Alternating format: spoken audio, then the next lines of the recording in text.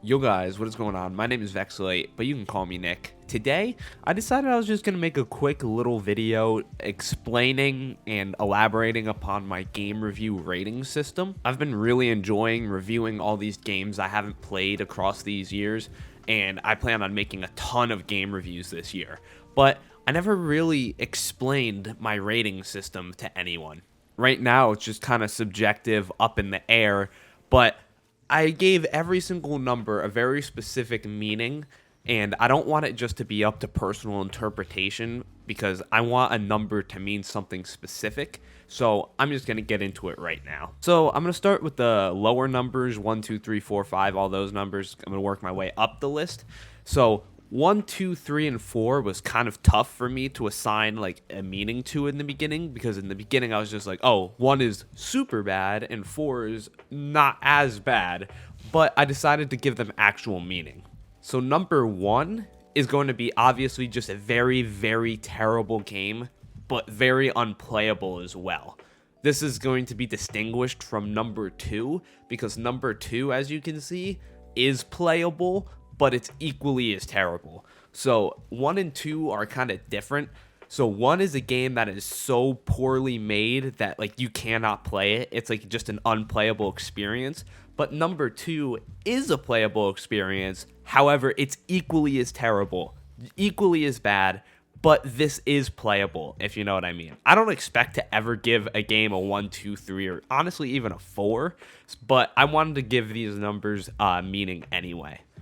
Number 2 is kind of like a bad movie you hear about where it's just like, wow, this is so bad, I want to see it. You know, I'm sure everyone has like a piece of media, a TV show, song maybe, movie that's like, this is so bad, you want to see it. It's funny. That's kind of what my number 2 is. Coming in at number 3, it's just intolerable. This is kind of worse than 2 because number 2, at least you're laughing at it. It's like, haha, this game is so bad. It's like funny. 3 is not even that. It's playable, but it's terrible, and not even like a funny kind of terrible. Intolerable is the best word I could think of. So that takes us to number 4. Number 4 is just subpar, you know, slightly below average. Not too good. A game that I could not recommend to anyone. This isn't a game that's necessarily disastrous or laughable or just, you know, genuinely a terrible game. It's not that, but it's still not an easy sell. It's still not an easy recommend. You'll understand by subpar, below average, when I explain average coming up here. Number 5 is going to be average. Very middle of the road, you know, mid-tier. Hard to recommend, you know, average, which at first, you know, average kind of sounds like, oh, that's an average game. But think about it. Money and time is valuable. It's like 2 of the most scarce things, well, not for everyone, but for the average person. And you don't want to waste your time and you don't want to waste your money on a game that's just average, that's just middle of the road. You want to spend that time on a game that's great. You want to play a game that's amazing, that's perfect almost.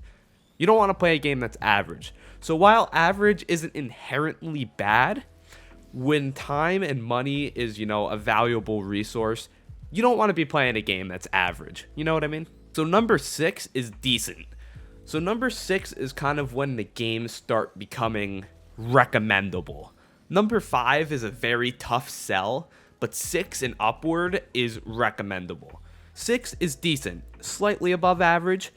Decent, but with significant issues that hold the game back. You know, not great, not amazing, nothing like that. At its core, it's a decent game, but it has flaws, issues, and problems that are notable and hold it back. So number 7 is just good, above average. It's a good game, you know, just good. You know, simple enough. The game is lacking, but it is nowhere near bad. 7 is a recommend.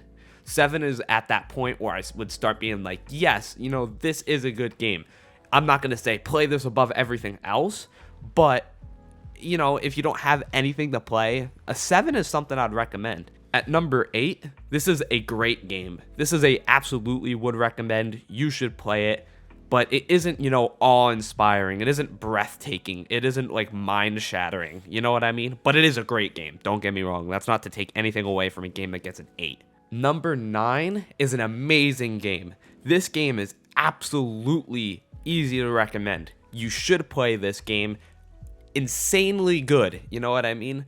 Almost perfect, almost an insanely great, perfect game, but there's just tiny little minor flaws that has to be pointed out that hold it back from getting a perfect 10 score.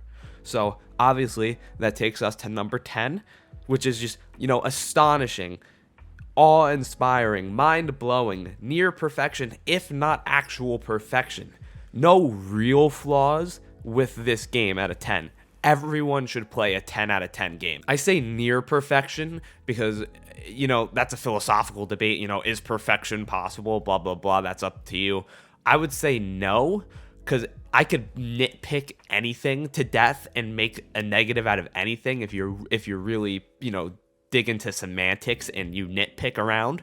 But, we ignore that, almost perfect. 10 out of 10 is still absolutely, you need to play this game now. Buy this game now. Play it as soon as you can. You know what I mean? So one last thing I want to explain is, in between, like a 6.8, like I gave Infamous Second Son a 6.8. So just think about that as like a sliding scale. Like, oh, I gave it 6.8. So it's not it's closer to good than decent, but it's not fully a good game. See, that's the problem with my wording a little bit though, is it's not a bad game. If it's below a 7, I'm not saying it's bad. If it's below a 6, I'm not even really saying it's bad. This is why I want to explain it, because I know a 6.8, a 68% out of 100, doesn't seem recommendable, but to this rating system, to my rating system, it is. A 6.8 is good. A 6.8 is a game I'd be like, oh, you haven't played it, and, you don't really have many games to play right now? Yeah, you can play it. But it's not a 6.8. I'm using 6.8 because that's what I gave Infamous Second Son.